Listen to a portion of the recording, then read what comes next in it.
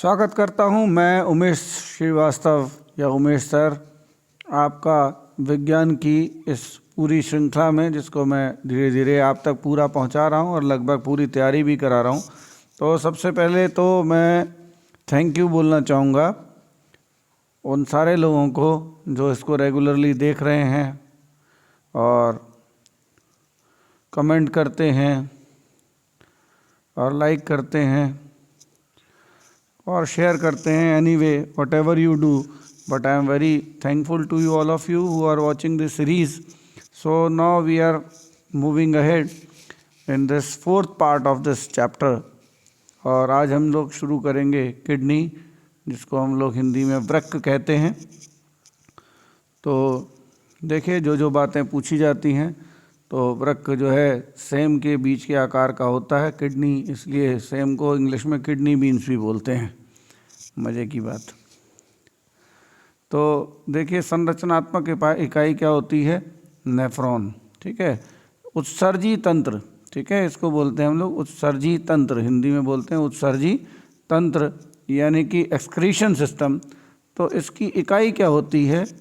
इकाई क्या है? देखो, बात पूरा कॉन्सेप्ट समझ लीजिए कि जब अभी हम लोग ब्लड सर्कुलेटरी सिस्टम पढ़ कर आ रहे हैं, सर्कुलेटरी सिस्टम, तो जब ब्लड पूरे शरीर से बहता है तो साथ ही साथ क्या होता है, उसमें कुछ व्रज्य पदार्थ, इंग्लिश में बोलते हैं व्रज्य पदार्थ, और मतलब त्यागने योग, खराब, ऐसे पदार्थों के रूप में यूरिया पैदा होता है। तो इस यूरिया का शरीर से बाहर निकलना बहुत ज़रूरी होता है, और इसलिए खून को जो छानने का काम है, जिससे यूरिया ये बाहर हो जाए, ये काम जो है हमारा एक्सक्रीशन सिस्टम या उत्सर्जी तंत्र, या जिसमें वृक्क जो है एक जोड़ी, ये होते हैं। और मूल रूप से छानने का काम जो करते हैं वो नेफ्रॉन्स करते हैं। किडनी के अंदर नेफ्रॉन्स होते हैं, वो ये काम करते हैं, इसलिए इसको संरचनात्मक इकाई कहा जाता है। ये बहुत इम्पॉर्टेंट है, इसको आप नोट करिए। और एक प्रकाश जी हैं, मैं उनको एक्स्ट्रा थैंक यू बोलूँगा। उन्होंने स्पेशल कमेंट में लिखा है कि वो साथ साथ बुक लिखते हैं, बुक देखते जाते हैं और पढ़ते जाते हैं। तो this is very appreciating of you Prakash ji. And ऐसा देख करके कमेंट्स में बहुत अच्छा फील होता है किसी भी टीचर को कि somebody is working so much hard with you if you are working for them. So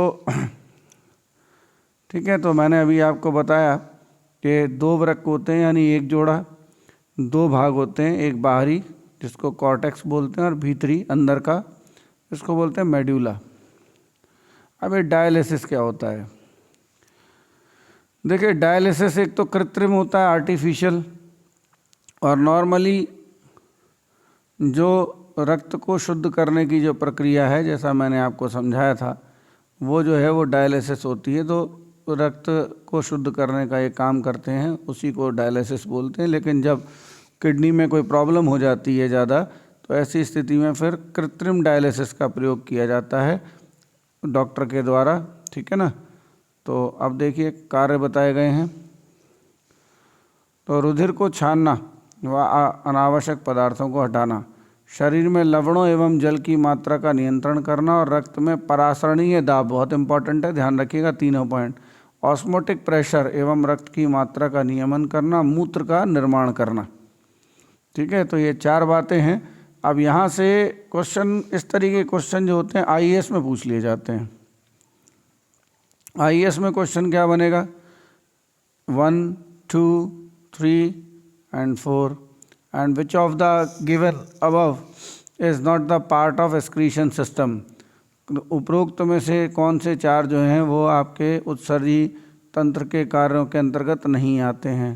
तो सब आते हैं, तो कूट बना दिया जाएगा, ए फिर बी, और उसमें ये सब दे दिए जाएंगे 1, 2, 3 करके। तो ऐसा क्वेश्चन बन जाता है बड़े आराम से। अब यहाँ देखिए, नेफ्रॉन्स को दिखाया है इसमें छोटे से, उसमें बहुत क्लियर तो नहीं है, ठीक है, बीच में दिखा दिया यूँ ही। ठीक है, इसके बाद इसको कॉर्टेक्स अंदर का पार्ट दिखाया है, मेड्यूला दिखाया है, तो बहुत क्लियर नहीं है। वृक्क की संरचनात्मक और कार्यात्मक इकाई, प्रत्येक वृक्क में लगभग 10 लाख बोमेन संपुट या बोमेन्स कैप्सूल होते हैं, नेफ्रॉन में स्थित छोटी सी प्यालीनुमा संरचना होती है। देखिए ऐसे मैं आपको बना के बता देता हूँ, ऐसे इस तरह का होता है कार्य। फिर वही आ गया रक्त शोधन, ठीक है, ये हम लोग पढ़ चुके हैं पहले ही, लेकिन उन्होंने अलग से फिर से दे दिया है। उत्सर्जन में सहायक तंत्र, ये बहुत इम्पोर्टेंट है, इसको देखेंगे अभी हम। यहाँ से आते हैं थोड़ा सा, फिर ऊपर आते हैं। तो देखिए मानव मूत्र की बात की जा रही है, तो जल इसमें 95% होता है। पूछ लेते हैं, अभी मैंने बात की थी यूरिया की, तो 2.6% होता है। फिर लवण होते हैं 2.2%, फिर क्राइटेनेंट होता है 0.3%, यूरिक अम्ल सूक्ष्म मात्रा में इसमें होता है, ठीक है ना। फिर इसके बाद मात्रा लगभग 1.5 लीटर प्रतिदिन में बनता है मूत्र, इतना। मूत्र का जो पीएच मान होता है हल्का अम्लीय होता है, 6 होता है, पूछ सकते हैं, इम्पॉर्टेंट है, ठीक है। इसमें यकृत का योगदान भी रहता है, तो क्वेश्चन बहुत अच्छा बन सकता है कि कौन कौन से ऐसे अंग हैं शरीर के जो सहायक अंगों के रूप में कार्य करते हैं इसके, ठीक है ना। तो यकृत है, यकृत से यूरिया का निर्माण वृक्क में आया, ठीक है ना, अल्ट्रा फिल्ट्रेशन हुआ और मूत्र बना, जिसको आपने बाहर निकाल दिया। थोड़ा सा यहाँ भी देख लेते हैं, उत्सर्जन में सहायक अन्य अंग। लिवर, यूरिया का संश्लेषण पूछ सकते हैं, बहुत ही इंपॉर्टेंट है। यूरिया का संश्लेषण कहाँ होता है? लिवर में। शरीर में अल्कोहल एवं अन्य हानिकारक तत्वों का निरावेशन, डिटॉक्सिफिकेशन, ये होता है। ये क्वेश्चन पूछा जा चुका है, ठीक है, ध्यान रखिएगा। फेफड़े, लंग्स, कार्बन डाइऑक्साइड एवं जलवाष्प का उत्सर्जन करते हैं। स्किन, अनावश्यक लवणों और यूरिया आदि को पसीने के माध्यम से बाहर निकालता है। अब आगे आते हैं तंत्रिका तंत्र पर।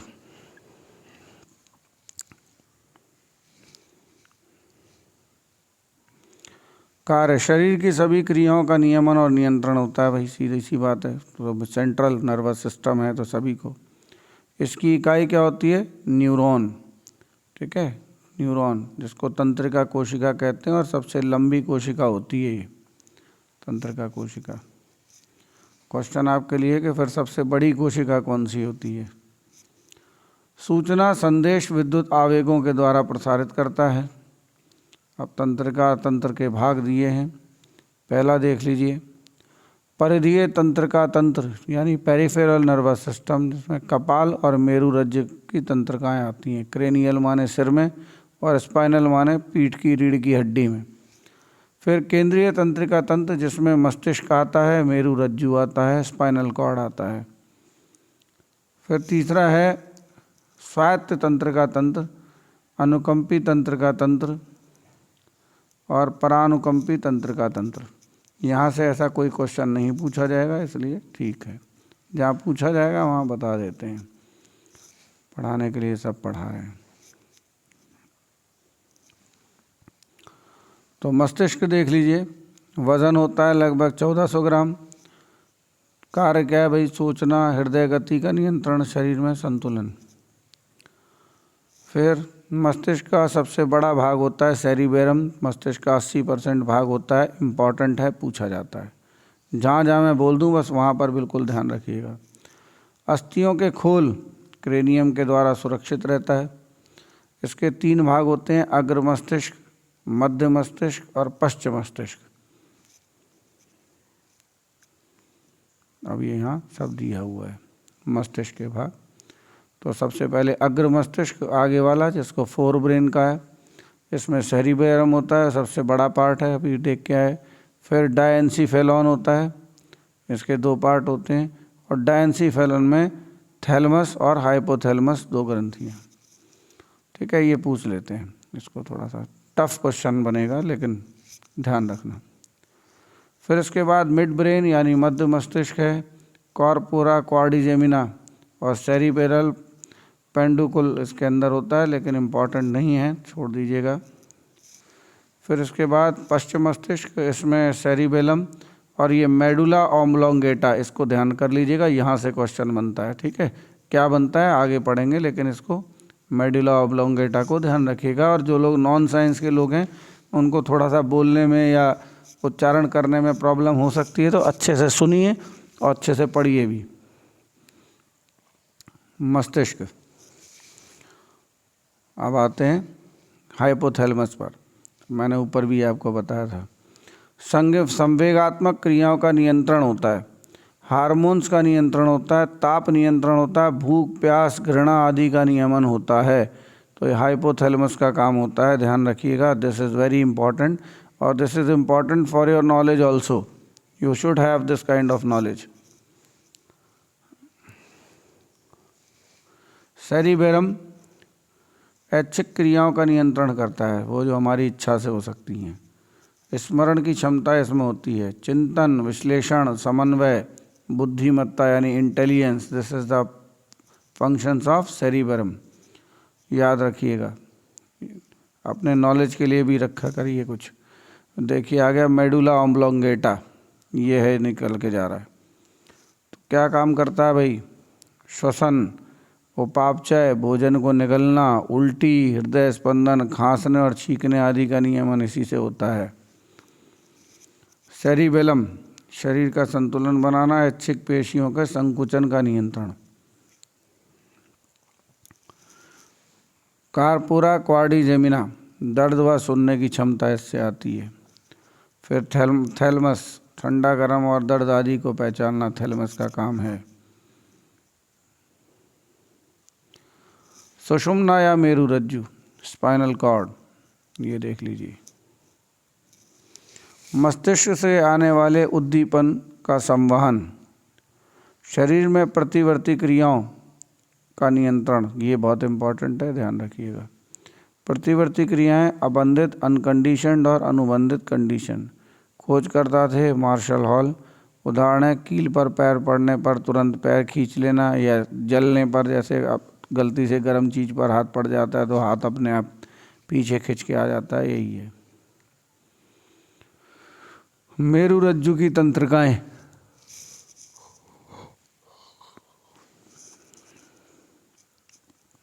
31 जोड़ी। कार्य हाथ पैरों की पेशियां, त्वचा ज्ञानेंद्रियों आदि को मेरुरज्जु से जोड़ना। परीक्षा दृष्टि, ठीक है, डालिए भाई अपनी दृष्टि। नॉर एड्रिनल नामक रासायनिक द्रव है, न्यूरोट्रांसमीटर। न्यूरॉन है तंत्रिका ऊतक की इकाई। तंत्रिका कोशिकाओं के अक्ष तंतुओं एक्सॉन्स और डेंड्राइट्स के संपर्क बिंदु हैं। युग्मानुबंध और सिनेप्सिस, बताया तो है नहीं है, बीच में दे दिया,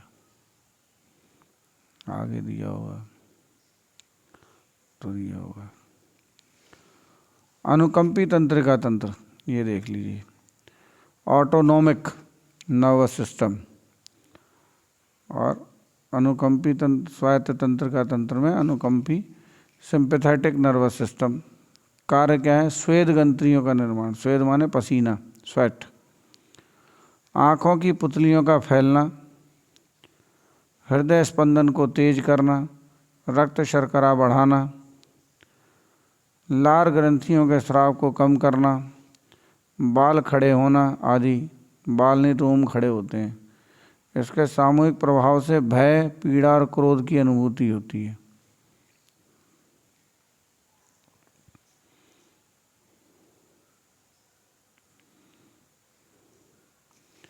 अब देखिए परानुकंपी तंत्रिका तंत्र, पैरासिम्पैथेटिक नर्वस सिस्टम, आँखों की पुतलियाँ सिकुड़ना, लार के स्वाव का बढ़ना, मूत्राशय की पेशियों का संकुचन, आंतरीय भित्ति का संकुचन, पाचक रसों में वृद्धि। इससे सामूहिक प्रभाव से आराम और सुख की अनुभूति होती है। तो मतलब ये बढ़िया वाला है और वो खराब वाला है। कपाल तंत्रिकाएं, क्रेनियल नर्वस सिस्टम, मस्तिष्क से जुड़ी हुई तंत्रिकाएं संख्या में 12 होती हैं। कार्य पहली दूसरी तथा 8वीं जोड़ी संवेदी सेंसरी होती है। शेष मिश्रित यानी संवेदी और चालक मोटर होती हैं।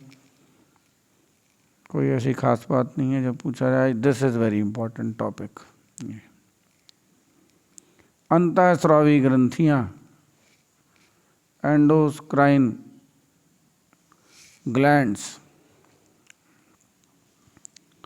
ग्लैंड्स की परिभाषा में भी बायोलॉजी के हिसाब से काफ़ी फ़र्क आ गया है। इसमें देखते हैं कि क्या दिया हुआ है।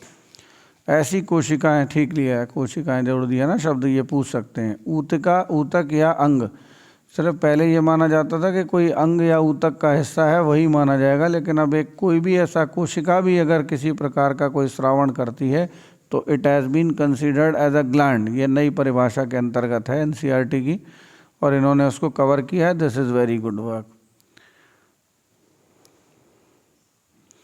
ऐसी कोशिकाएं ऊतक या अंग जो पदार्थों का संश्लेषण कर उन्हें स्रावित करती हैं, ठीक है, बनाती हैं, संश्लेषण कर फिर उनका श्रावण करती हैं, सिक्रेशन करती हैं।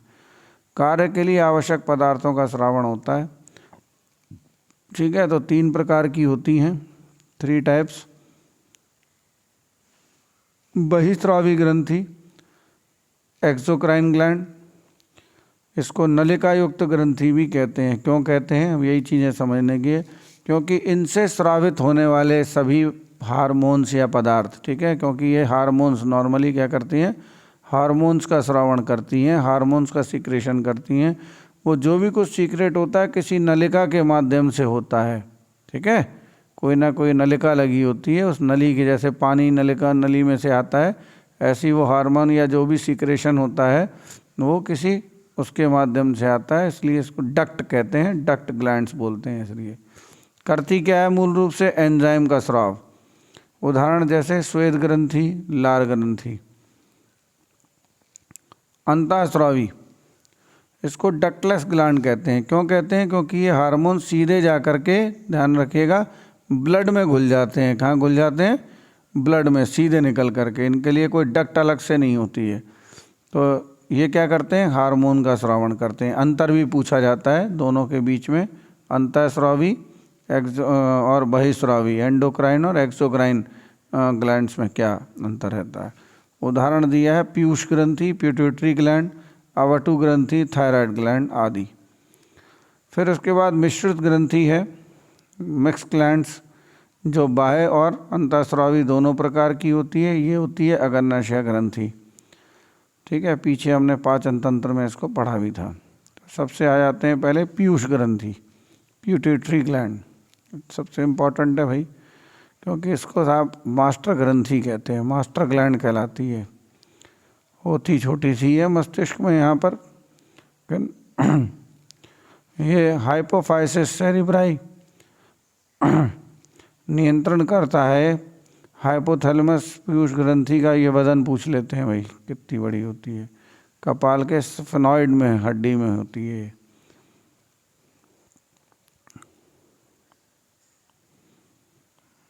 तो आप तो पीयूष ग्रंथि से स्रावित हार्मोन्स इम्पॉर्टेंट हैं, ये सारे याद कर लेना। आईएएस में तो बहुत पूछे गए हैं ये पहले। TSH hormone, thyroid stimulating hormone, सुनते जाइए, बढ़िया मजा आएगा। कार्य, थायराइड ग्रंथि को थायरॉक्सिन हार्मोन के स्रावण के लिए प्रेरित करता है, ठीक है ना। तो थायराइड को स्टिमुलेट करता है, करती तो थायराइड ग्रंथि है, लेकिन स्टिमुलेशन कहाँ से होता है, यहाँ से। फिर है ACTH यानी कॉर्टिकोट्रोपिक हार्मोन, एड्रिनल कॉर्टेक्स से होने वाले स्राव का नियंत्रण करता है। कॉर्टिसोल हार्मोन का स्रावण व नियमन करता है। ऊपर वाला इंपॉर्टेंट है, ध्यान रखिएगा। सोमेट्रोपिन हार्मोन, अन्य नाम है वृद्धि हार्मोन, इंपॉर्टेंट है, याद रखिएगा। वृद्धि हार्मोन का श्रावण कहाँ से होता है, सब शरीर में वृद्धि के कारण रोग हो जाता है, भीम का है था, ठीक है ना, आदमी बहुत लंबा या कमी से बौनापन, ये बहुत इंपॉर्टेंट है, ध्यान रख लीजिएगा, ये पूछा जाता है। फिर इसके बाद है LTH हार्मोन, ल्यूटोट्रॉपिक हार्मोन, अन्य नाम है दुग्धजनक हार्मोन, शिशु स्तनों हेतु स्तनों में दुग्ध का स्रावण कार्य। अब देखिए आते हैं ADH, एंटी ड्यूरेटिक हार्मोन है ये, अन्य नाम अर्जिनित वैसोप्रेसिन है। मूत्ररोधी हार्मोन है, संश्लेषण हाइपोथैलेमस में होता है, संग्रहण पीयूष ग्रंथि में होता है, कार्य जल में, शरीर में जल में संतुलन बनाए रखने में सहायक होता है।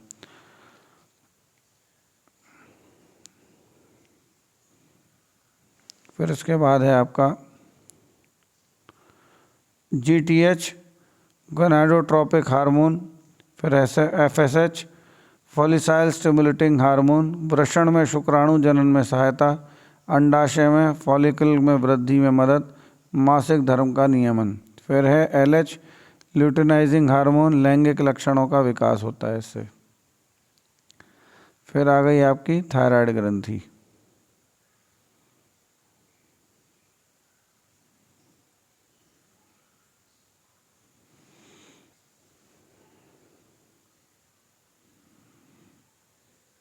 मनुष्य के गले के दोनों लैरिंग्स के नीचे होती है।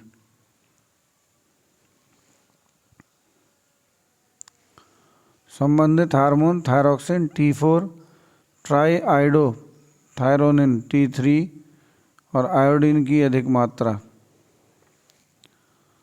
थायरोक्सिन हार्मोन आयोडीन युक्त अमीनो अम्ल, कार्य उपापचयी क्रियाओं का नियंत्रण, वृद्धि हेतु उत्प्रेरक, जननांगों के कार्यों का नियमन, जल संतुलन में नियंत्रण।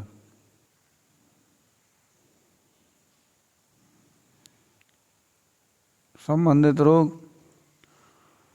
अधिकता से होने वाला रोग है नेत्रसेंधी गलकंड यानी एक्सोप्थेल्मिक गॉइटर घेंगा जिसको बोलते हैं। अन्य नाम है ग्रेव्स डिसीज, लक्षण आंखें फूलकर नेत्र कोटर से बाहर आ जाना। फिर है प्लूमर रोग, वजन में कमी, थायराइड ग्रंथि का फूलना, हाथ पैर कांपना आदि। कमी से होने वाले रोग जड़ मानवता, बच्चों में होने वाला रोग है। फिर मिक्सिडीमा, वयस्कों में उपापचयी संबंधी रोग हो जाता है। घेंगा जिसको गलकंड कहते हैं, थायराइड के आकार में वृद्धि हो जाती है। फिर हाशीमोटो का रोग, शरीर में प्रतिरक्षा तंत्र द्वारा थायराइड ग्रंथि पर हमला। कितना सब नहीं पूछा जाता फालतू का। पैराथायराइड ग्लैंड अवस्थिति, गले के स्थित थायराइड के ग्रंथि के ठीक पीछे।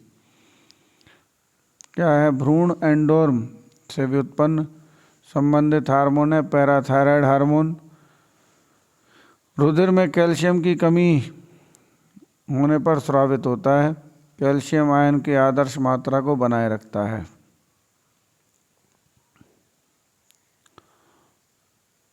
कैल्सिटोनिन कार्य कैल्शियम को रुधिर में अधिकता में स्रावित। अब आती है एड्रिनल ग्रंथि।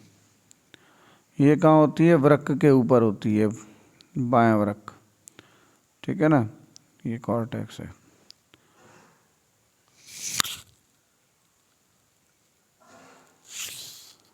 तो एड्रिनल कॉर्टेक्स से स्रावित होने वाले हार्मोन देख लेते हैं। विकृति से होने वाले रोग एडिसन रोग हो जाता है। कॉर्टेक्स हमारे लिए इतना ज़रूरी है कि यदि इसे शरीर से निकाल दें तो मनुष्य 2 सप्ताह में ही मर जाएगा। एड्रिनल कॉर्टेक्स से स्रावित होने वाले हार्मोन्स हैं ग्लूकोकार्टियोक्वाड्स, मिनरलोकार्टियोक्वाड्स और लिंग हार्मोन या सेक्स हार्मोन्स। एड्रिनल मेडुला से होने वाले स्रावित अमीनो अम्ल, ये सब इतना नहीं पूछा जाएगा। देखो ना, इतना पूछा जाता है, ये पूछा जाता है सब। एड्रिनल से एपिफ्रिन, देखो लड़ो या उड़ो वाला हार्मोन कौन सा होता है पूछते हैं। आपातकालीन हार्मोन या युद्ध हार्मोन भी। तो एड्रिनल हार्मोन के कारण वो डर की जो स्थिति बनती है वो उसी के कारण बनती है।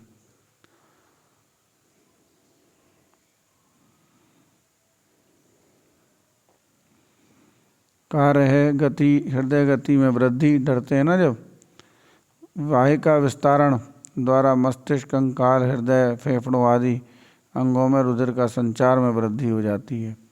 सम्मिलित रूप से दोनों हार्मोन का नाम कैटेकोलिमिन्स होता है। इतना सब आपको पढ़ना नहीं है, इतना कहीं भी ऐसे नहीं पूछा जाता। बहुत तो कवर किया, ठीक है, सब मैं पढ़ाता जा रहा हूँ। ग्रंथियाँ स्रावित हार्मोन कौन सी है? पैराथायराइड ग्रंथि, पैराथार्मोन या PTH, पीनियल ग्रंथि, मेलाटोनिन, पीयूष ग्रंथि या पिट्यूटरी ग्रंथि, ठीक है, इसमें देख लो ये पश्च पिट्यूटरी से होता है वैसोप्रेसिन और ऑक्सीटोसिन, ये 2 हार्मोन इम्पॉर्टेंट हैं।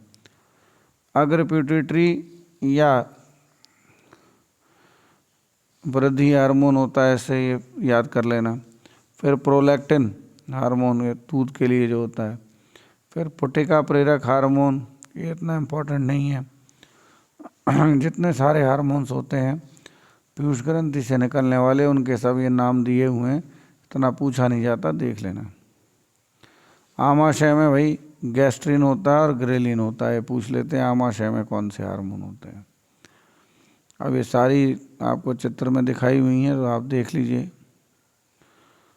फिर अंडाशय है, कुछ और दिखाया है, इम्पॉर्टेंट है ये, सिर्फ महिलाओं में पूछ लेते हैं ये दोनों हार्मोन कौन से हार्मोन है। महिला हार्मोन है एस्ट्रोजन और प्रोजेस्टेरोन, ठीक है। थाइमस ग्रंथि है तो थाइमोसिन और थाइमोपोएटिन। वृषण पुरुषों में होता है एंड्रोजन या टेस्टोस्टेरोन हार्मोन।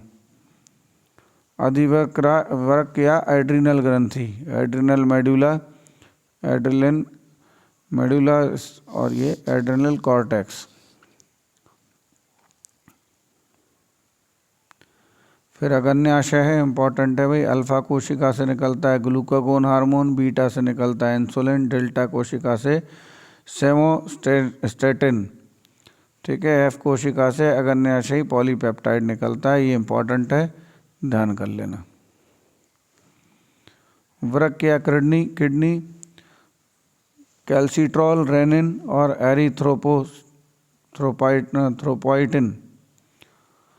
फिर इसके बाद थायराइड या अवटु ग्रंथि, ठीक है, बताया था थायरॉक्सिन हार्मोन निकलता है, यही सब है बस।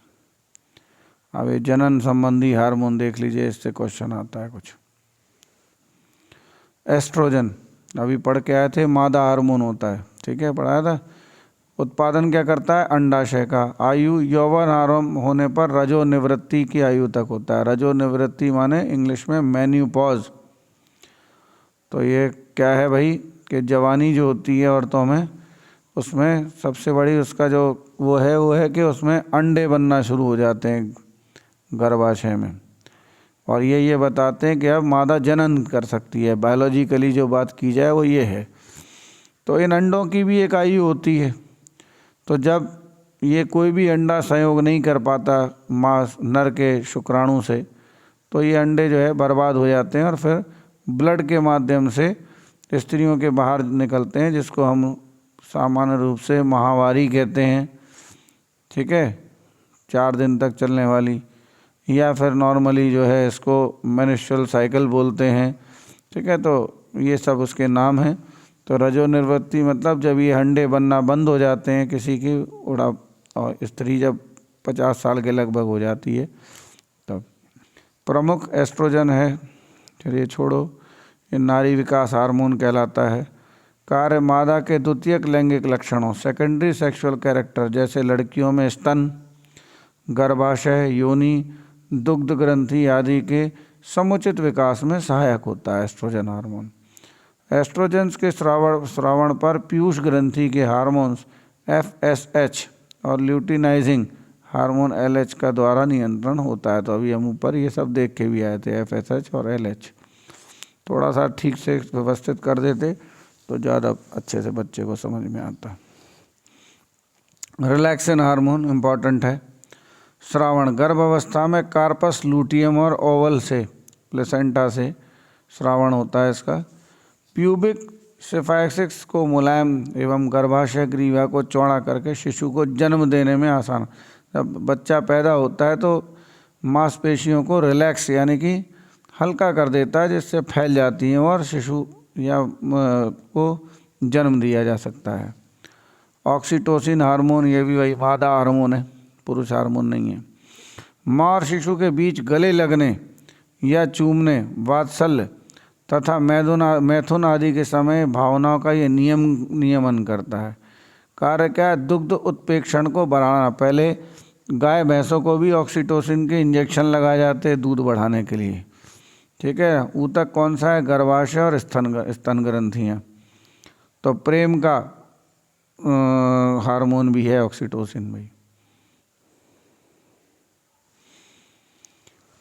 प्रोलैक्टिन उत्पादन अग्र प्यूटिट्री या लेप्टोट्रॉफ कोशिकाओं में, ठीक है ना, होता है। प्रोलैक्टिन हार्मोन शिशु के जन्म के पश्चात दुग्ध स्रावण को प्रेरित करता है। प्रोजेस्टेरोन हार्मोन कॉर्पस ल्यूटियम द्वारा इसका उत्पादन होता है। कार्य देखो ज़्यादा पूछे जाते हैं। गर्भधारण हेतु आवश्यक लक्षणों के विकास को प्रेरित करता है। गर्भाशय में एंडोमीट्रियम का मोटा होना। अब ये सब चीज़ें आपके मतलब की नहीं हैं, डॉक्टरी चीज़ें हैं सब। इसमें रुधिर संचरण का बढ़ना और ग्लाइकोजन का संचयन करता है। अंडाशय में नई पुटिकाओं का निर्माण की प्रक्रिया बंद करना। तो ये सब आपके चक्कर की ज़्यादा बात नहीं है। पुरुष हार्मोन होता है टेस्टोस्टेरोन। वैसे इतने ही पूछे जाते हैं, ज़्यादा नहीं, फिर भी मैं बहुत डिटेल में आपको बताता जा रहा हूँ सारी चीज़ें। आप तो क्वेश्चन पेपर उठा के देख लेना कि किस लिमिट तक क्वेश्चन पूछे गए हैं, उसमें सर क्या बता रहे हैं, कितना बता रहे हैं, आपको अपने आप समझ आ जाएगा। तो देखिए वृषण टेस्टीज, ठीक है, पुरुष का जो लिंग होता है उसके नीचे इस तरीके की एक वो आकृति होती है जिसमें दो इस प्रकार के अंदर टेस्टीज होते हैं। ये टेस्टोस्टेरोन हार्मोन्स बनाता है और यही जवानी का लक्षण है जो किशोर अवस्था में विकसित होना शुरू होते हैं। छोटे बच्चे के जो टेस्टीज होते हैं वो पेट के थोड़े से अंदर होते हैं, लेकिन जैसे जैसे जवानी आती है तो ये नीचे की तरफ को आने लगते हैं। पौरुष विकास हार्मोन कहलाता है।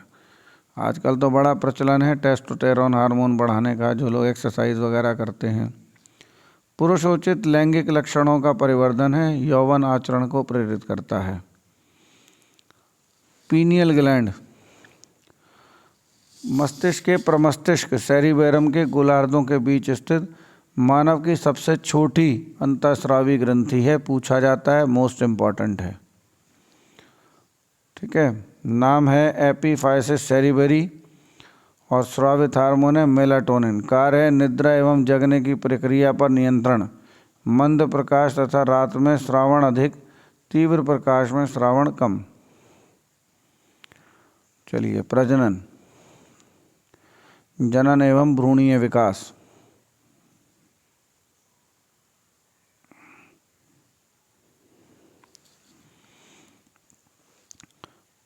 परिभाषा वह प्रक्रम जिसके माध्यम से जीव अपनी संख्या में वृद्धि करते हैं, प्रजनन कहलाता है। प्रजनन के भाग वाले अंग कौन कौन से हैं देख लीजिए भाई। मानव में जनन दिखाया है तो जननांग है, अभी मैं ऊपर पढ़ाया हूँ। नर में एक जोड़ी वृषण होते हैं टेस्टीज, और मादा में एक जोड़ी अंडाशय यानी ओवरीज, जहाँ से अंडों का निर्माण होता है। मनुष्य एक लिंगी होता है, यानी या तो नर होगा या मादा होगा, दोनों लिंग नहीं पाए जाएंगे किसी व्यक्ति में। गर्भावस्था का काल या निषेचन के बाद 266 दिन यानी 38 सप्ताह, ये सब याद रख लीजिएगा, ये बहुत इम्पोर्टेंट है। देखिए वो पूछा जाता है बड़े सिंपल तरीके से, दिमाग में आपके जम जाए, जो बातें समझने की हैं। अब निषेचन की प्रक्रिया कहाँ होती है? ओविडक्ट या फैलोपियन नली में। पूछ लेते हैं, जो सीधे से समझ सकता है व्यक्ति वही बातें पूछी जाती हैं, इतना ध्यान रखना। जहाँ भी आपको लगे कि कुछ क्लिष्टता सी आ रही है चीज़ में और आपकी समझ से परे हो रहा है मैटर, तो आप समझ लीजिए कि यहाँ से क्वेश्चन नहीं आएगा। ये मैं आपको बता रहा हूँ। नर का ये शुक्राणु दिखाया है, मादा के ये अंडाणु दिखाए गए हैं, ठीक है ना। इसके बाद फर्टिलाइजेशन की प्रक्रिया ये है कि अंडे में ये शुक्राणु घुस रहा है।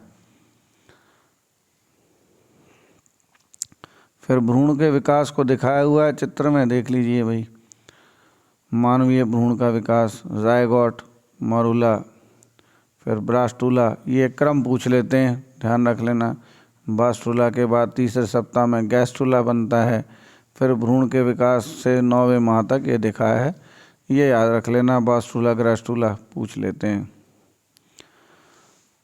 चलो, मानव भ्रूण का हृदय स्पंदन करने लगता है, बहुत इम्पॉर्टेंट है, अपने प्रथम परिवर्धन के चतुर्थ या पंचम सप्ताह से, याद रख लीजिएगा, ठीक है, लगभग 1 महीने बाद। भ्रूणीय पूर्व भ्रूणीय अवस्था है गर्भकाल के प्रथम 2 सप्ताह। तीसरे महीने से जन्म तक का काल क्या कहलाता है? भ्रूण काल। भ्रूण की शुष्कन ड्राइनेस, भारी दबाव तथा धक्कों इत्यादि से सुरक्षा होती है उल्व द्वारा। जरायु या कोरियोन का कार्य है गैसीय विनिमय और नियंत्रण करना। अपराकोशिका और एलेंटाइक कला का कार्य है भ्रूण के उपापचयी अपशिष्ट पदार्थ तथा का एकत्रण और गैसीय विनिमय। भ्रूण विकास काल 3 से 8वें सप्ताह में। अभी हमारी शुरू होती है बॉटनी। तो बॉटनी कक्षा हमारी कल से शुरू होगी। आज जूलॉजी ख़त्म हो चुकी है आपकी इसी के साथ में, ठीक है। कल हम फिर से मिलेंगे बॉटनी के चैप्टर के साथ। प्रकाश संश्लेषण है दिया हुआ है, वहीं से हम इसकी शुरुआत करेंगे। कल मिलते हैं, तब तक के लिए अलविदा।